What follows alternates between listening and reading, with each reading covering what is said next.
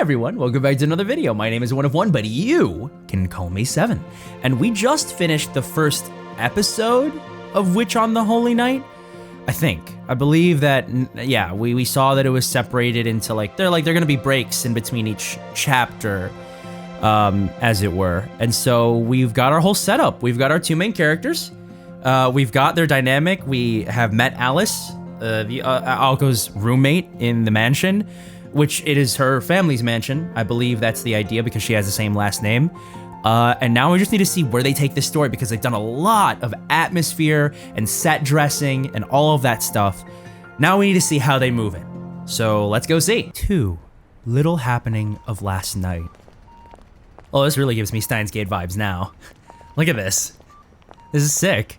The city is really strange, but a pretty easy place to live once you get the hang of it. Alright, Shizuki? I believe that is you. Sojiro sighed listlessly. He looked down at the winter schoolyard below, lost in thought. December was written on the corner of the chalkboard. He could not believe 10 days had already passed since he transferred to the school. The last vestiges of autumn had faded with the change of the month.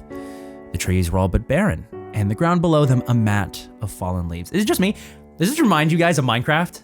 I don't know if that's just me. I know that some of the soundtrack is actual classical music. I believe it's Liszt. I could be wrong, but it just makes me think of Minecraft. It's very calming. Anyway, 4th period was classics. An elderly teacher stood at the lectern and rambled on, and while he had finally gotten used to the classroom, he still had a long way to go to get up to speed in his classes. Lacking even the basic understanding most students learn in their early scholastic life, it was a battle for Sojiro to keep up. Even if he was unable to grasp all the content right away, he at least tried to memorize everything in the hope that he could make use of it down the road. Which is why losing himself in his thoughts was about the last thing he should have been doing. He would normally chastise himself for daydreaming, but... troublingly, he was unable to concentrate in class today.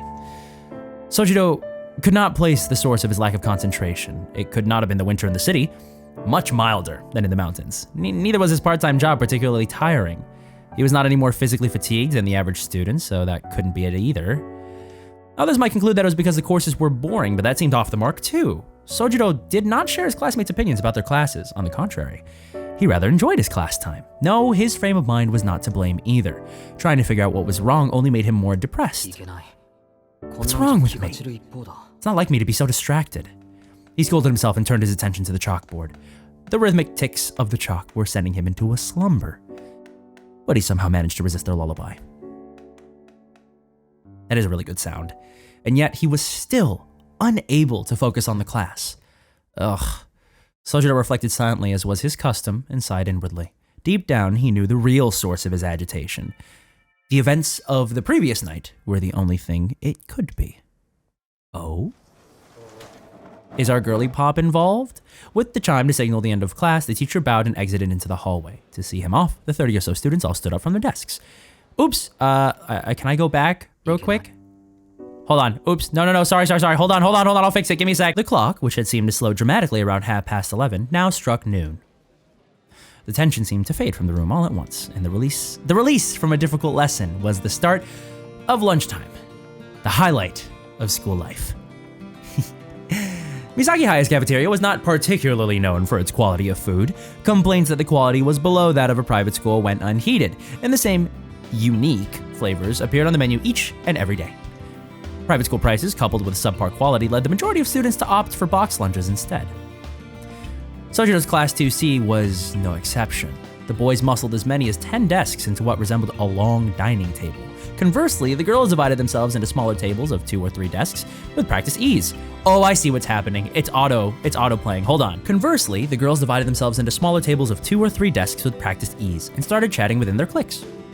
Not a single student wasted even a second of their precious lunchtime. Where both sides differed in method, they shared a common goal.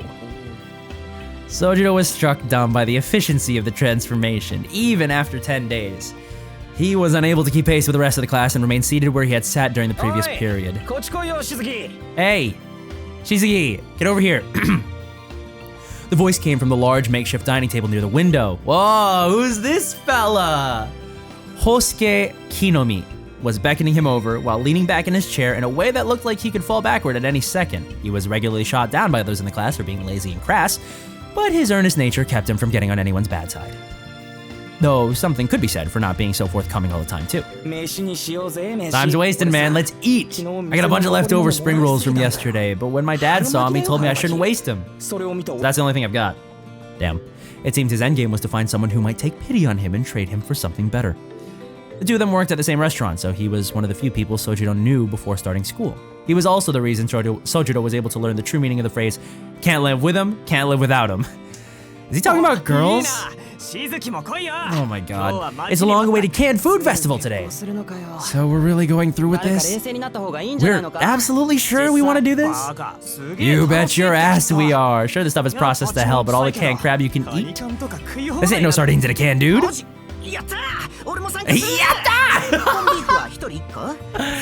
there enough corned beef for everyone, or is it first come first serve? Oh man, only the first can't taste any good. And even 7 cans apiece, what a lifesaver. So what's up with your lunch, Kinomi? It looked harder than the cans. The boys usually pass the time by making fun of each other's lunches, but today they were united against a common foe. A pyramid of countless cans stood in the middle of the table. They'd all been taken from the pantry of a certain student's house, and the expiration dates on them had all been scribbled out with a marker. Okay, this is objectively a bad idea. This is also hilarious. I think this is really funny. Everyone got your can openers. Eating them sucks. No one likes leftovers, but these metal demons must be slain at all costs, even if it means missing 5th period. And a special thanks to our sponsors, Downtown McCoy and Nakayama Market. Itadakimasu. The boys united as one and hoisted their can openers into the air.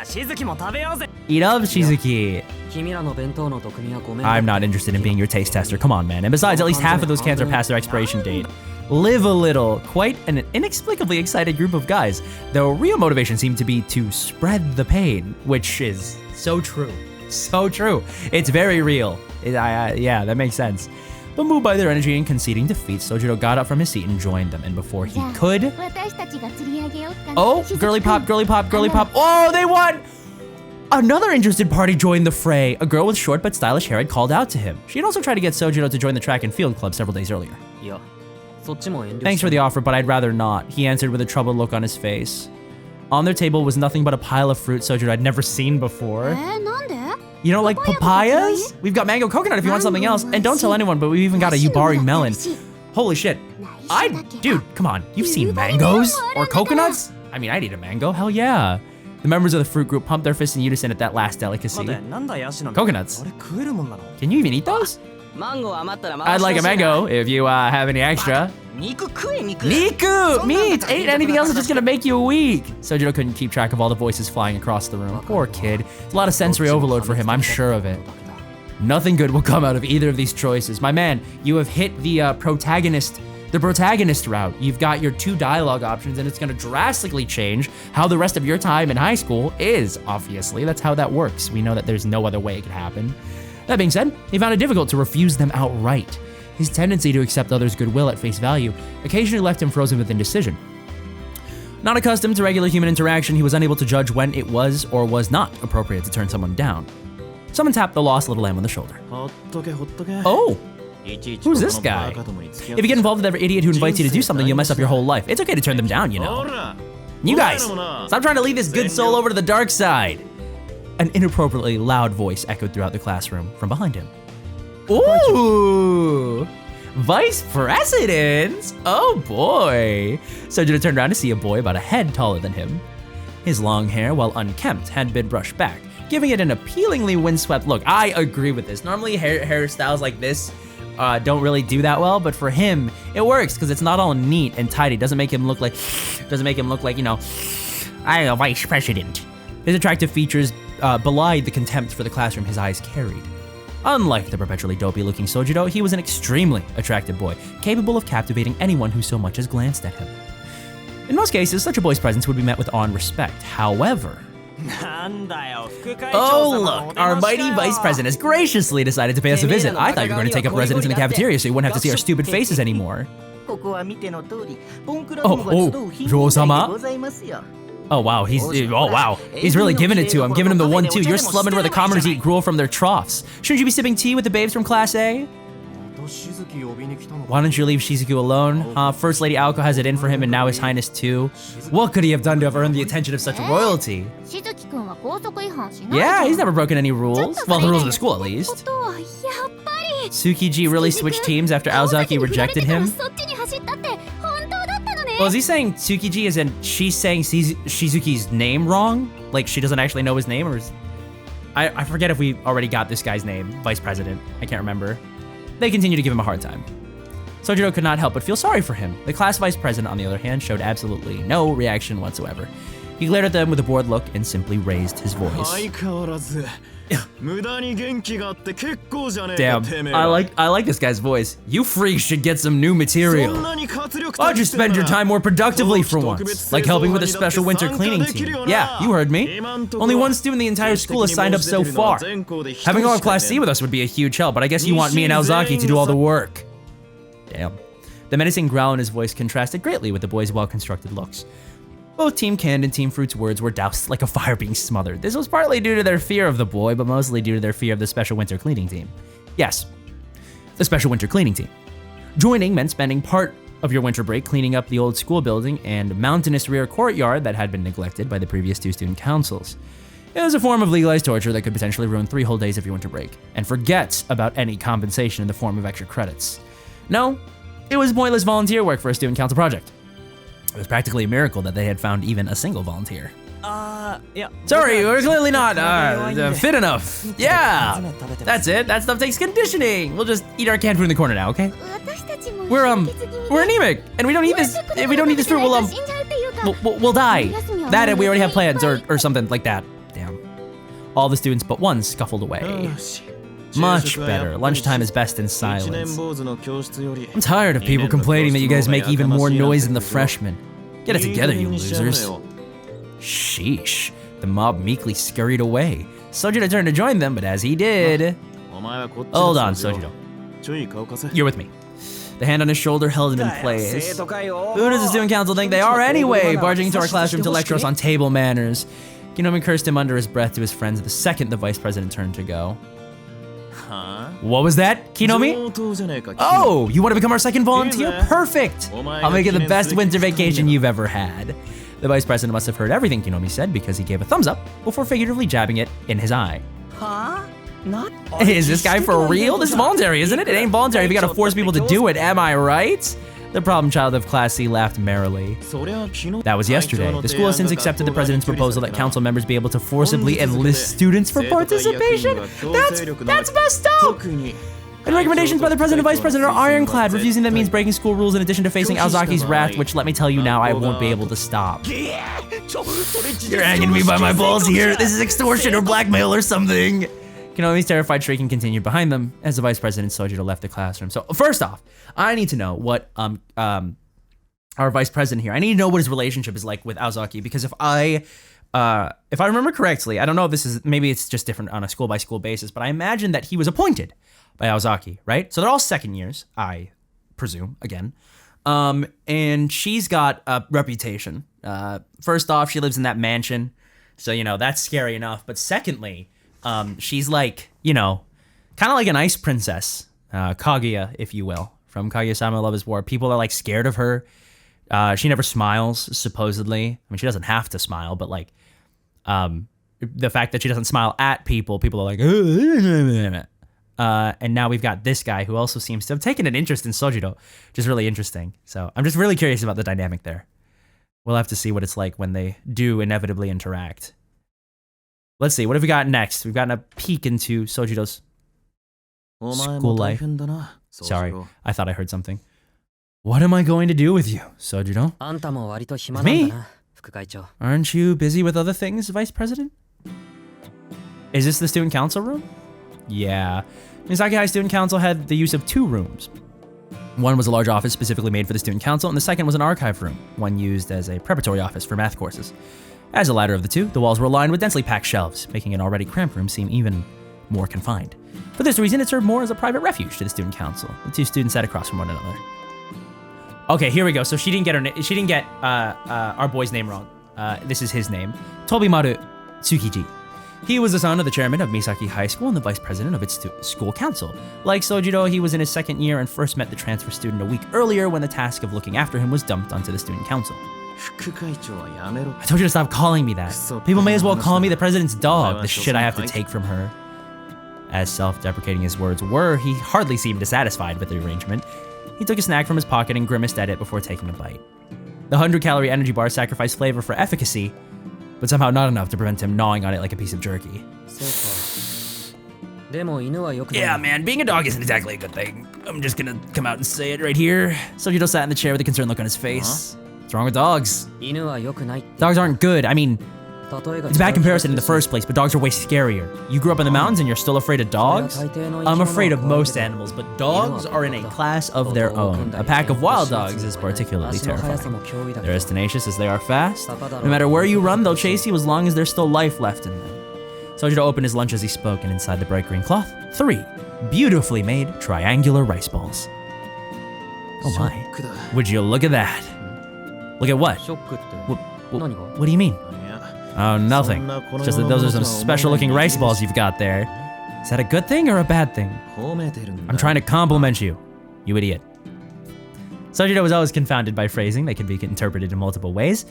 Euphemisms and subtle sarcasm were often lost on him. It was only on rare occasions, like this one, that he chose to confirm what was being said. Tobimaru had come to suspect that Sojiro had a very black and white way of seeing things. Oh, say, does that hard chunk of flour-looking stuff taste any good? Sojiro stared at the energy bar with a curious look on his face. It's not meant to taste good. You can try it if you want. People shouldn't hold back when it comes to the 3 base desires. Tobimaru quickly finished off his bar, put another one on the table, and grabbed one of Sojiro's rice balls. Sojiro failed to notice the rudeness of the forced exchange and gave the proffered energy bar a try. I love him, man. It kind of tastes like dirt. Now you get it. It's what a joyless existence tastes like. Out of principle, Sojiro labored over his energy bar, cringing all the while. He was both curious of the unknown and loath to leave something unfinished. Don't force yourself to finish it right now. The whole point of it is that you can eat it on the run. Well, the flavor isn't that great. At least it's consistent. Anyway, never mind that. Are you getting used to how things work around here? Yes, you and Naozaki have been a huge help.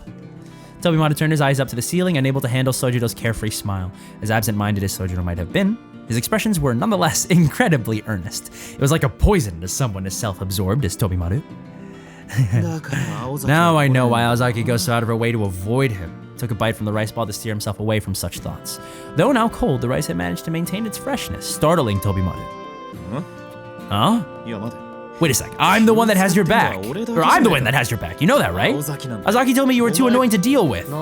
Did I say something to upset you? Don't you get it? I'm the one helping you keep your head above water while Aozaki sits in the student council room digging up dirt on other students. I'm the one who gets lumbered with crap jobs while she gets to... Tobimaru stopped himself, realizing how ridiculous he sounded. Sojiro, rightly so, knew it was nothing to get this upset over. Oh, whatever. I'm only here because she told me to be. Do you know? Do you know why she stuck me with you? Because you're the vice president? Tobimaru's handsome face went dark. Do you really think it's normal for a student council vice president to waste all of his time on a single transfer student? Ugh. Whatever, man. Try asking her directly if you get the chance. You'll learn who she really is. He snatched another bite of the rice ball while grumbling under his breath. There it was again. Rice grains that were just dry enough to be fresh and tender in the mouth, a morsel that betrayed its humble description, which must have been delicately molded by a master chef rather than haphazardly clumped into a ball. Just the right amount of salt, and the subtlest of soy sauce notes coming from the center. It doesn't just whet your appetite, it stimulates the desire centers of your brain and... Oh, wow. Tobimaru, you appear to be thinking out loud. Oh my god. Look at these guys. Oh my god, just calling me surprised. Jesus Christ. Sonoji, what's this feeling? Or filling.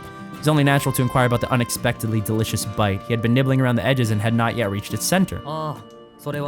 Grasshopper. The vice president choked on his cough. He had assumed that Sojiro would prefer earthy ingredients instead of seafood on account of his mountain life, but he never expected he would use grasshoppers. Man, was that delicious. Oh, I was just joking. They locked eyes for a moment. 本当は鮭 It's salmon. いくらなんでもイナゴはね I would never eat grasshopper. Oh my god, he got his ass! He got his ass! He knows how to use his oh sorry, he knows how to use his country bumpkinness to his advantage. Holy crap. Of course I knew that. Yeah, I knew it would be grasshopper. I mean, you can't find fresh grasshoppers in the city to begin with. As curious as those words were, Tobimaru decided to let them go. Jeez, Sojiro. Not something to joke about. You want me to hurl or 君 something? が青崎の悪口を言う Don't say bad things about Ozaki then. Damn. Oh? Sojiro closed his eyes as he continued to chew on his rice ball. Tobimaru watched incredulously as Sojiro made no attempt to hide his disapproval. Okay. I can't let that go. You're really saying you were taking revenge for Ozaki? Sojiro continued chewing. The country boy's silent protest said all that needed to be said. The vice president suddenly looked like he had been struck by lightning. Don't tell me! Don't tell me you've fallen for Ozaki. You have, haven't you? Hey! I asked you a question, damn it! Tobimaru flew out of his chair and violently shook Sojiro by the shoulders. He opened his eyes. I forgot. You don't know about what happened a year ago. Because if you did, you wouldn't be treading down this path of destruction, my friend. 君の言葉には You've got it all wrong, but that's okay. それは後にする Tell me what happened a year ago first. All right, flashback time. Run it. Give us a story, big man. Tobimaru regained his composure and sat down after a moment's thought. Not one to gossip, but for you, I'm making an exception. Tobimaru reassured himself that it was in Sojiro's best interest as a young man to know. Flashback time, here we go. It went down when Ozaki was a freshman. Everybody was new to high school, so nobody knew what anyone was like yet, her included. She was a total babe. I mean, just look at her. All the guys were crazy for her. Little did they know that soon after they would go crazy for an entirely different reason. The first couple of months, the school descended into chaos. You gotta remember that early on in the year, no one cared about class hierarchy, so tons of guys were fighting themselves over her. It was insane. Just getting anywhere near Ozaki was next to impossible. I don't understand. Why would that happen? Because that's what happens when 100 guys like the same girl, duh. It would have taken Ozaki 3 months just to have lunch with them all individually. So people decided to fight over who got to ask her out. They're all just a bunch of losers if you ask me. But what happened next is the juicy part. Those who emerged from the conflict unscathed made their move, and though she might not seem like it, she's the type who likes to put a guy down lightly, you know, because of their sincerity or courage or whatever. At any rate, she rejected all comers as politely as she could. But there was one guy who couldn't take a hint. He was a third year who just refused to give up. Gross. We hate those guys. Those guys suck ass. Maybe he was a little bit nuts. It's hard to see it any other way at this point. Incidentally, Tobimaru decided to gloss over the fact that this student was also the former student council president. Nice. But he didn't keep it up only at school. Later started following her home. Jesus Christ. That's fucked up. You can't do that. That's harassment. 100%. Gross. This guy got everything that was coming to him. Yeah, it must have been the last straw because Ozaki wigged out, sent him packing in ways I'm not comfortable repeating out loud. Oof. Oh! Oh, she got sentenced for assault. She socked him. She clocked him a new one. Really gave him the old what for, the why I oughta. He tucked tail and left, Misaki completely. Holy hell. It came to be known as the Bloody Town Hall incident. She can tell you more about it than I can, but I wouldn't recommend asking her. Ask the school newspaper editor instead. She loves a bit of gossip. Jesus Christ. Kinda sick though. Kinda baller. Get the feeling you're not telling me everything. Hey, you do the same if you were me. I may be the board chairman's son and all, but something's scary even me, and I want to graduate in one piece. You want me to freak out every time I see a girl in a school uniform? Sheesh. Tobimaru had lost him with that comment. Well, whatever. What is it about Ozaki that you like anyway? He tilted his head again, this time to the other side. Whoa. You really that hot for her? Because if your heart pounds in her presence, that could be caused by fear, you know. Tell me you weren't stupid enough to like her for no good reason. He tilted his head even further. What Tobimaru was saying sounded off, but Sojiro decided not to press the matter. all the more because he found many of his own emotions towards Aoko Aozaki to be incomprehensible. そうだな。 It is kind of strange, to be honest. 俺はあまり彼女を知ら I ない don't even know her that well. That was because they had not truly spoken to each other since the day she showed him around. Every time Sojiro tried to talk to her, she immediately got up and left. Oh, it's because she's interested in him too. We know this. We know how she feels about him. It's a very interesting dynamic. She's she's like, oh, I don't know why I feel that, like this inexplicable. It was really funny. As fate would have it, they ended up working together that recent Sunday, but made only idle chatter on the way and back. けど飛丸 There's something you don't know either, Tobimaru. Sometimes I feel someone's gaze on me. And when I turn around to see who it is, she's there, looking like she's worried about me. That I'll mess up. 飛丸の言う通り I know what you'll say. She just happened to see me in the hallway and was keeping an eye on me. Maybe she secretly wishes she could ignore me when we pass each other. But whatever the reason, I believe her concern is genuine. それに And that's the most important thing about all this. I believe that nature of hers has helped me out repeatedly. I bet her concern is genuine. She kind of expressed as much, I think. His tone was measured and sincere.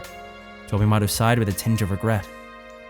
If not for those words, he could have introduced Sojiro to a more suitable girl with whom he could have lived out the rest of his school days in peace. He never went to such lengths for his other friends. Generally speaking, if it was of some benefit to him, he was unafraid of exploiting another. If they were of no use, he didn't bother getting involved with them. That was how Tobimaru Tsukiji operated. Sojiro happened to be the type of person who provided no benefit to Tobimaru, yet somehow sparked in him a desire to help. It was not that friendship was completely alien to him, he just didn't have many people he felt that close to.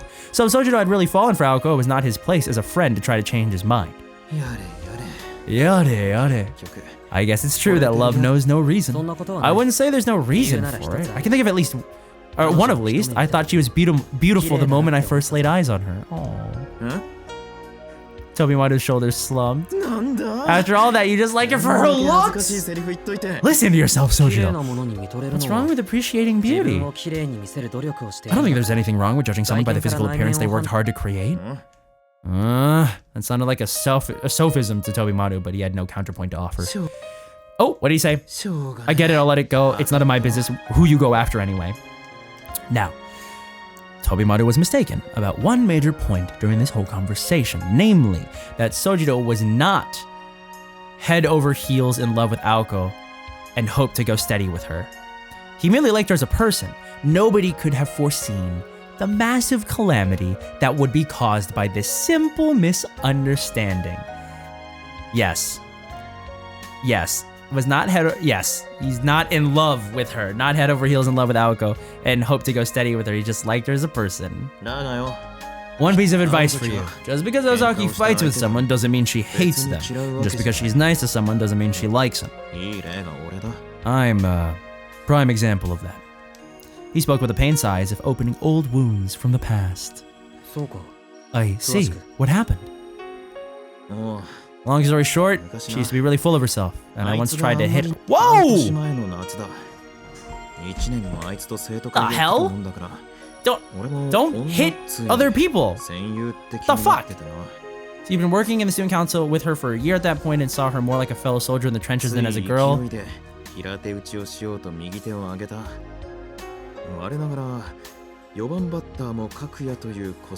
Are you for real? You can't just punch a person like that! I lost my temper and I took a swing at her. I like to think I've got a mean right hook and I slugged her pretty good. He had a distant look in his eyes as his words trailed off. The next day, when I came to the student council room, I thought she'd be spoiling for a fight, but she was the same as always. And since then, we've simply continued working together as president and vice president. Sojiro sighed at his story. He then said with absolute confidence,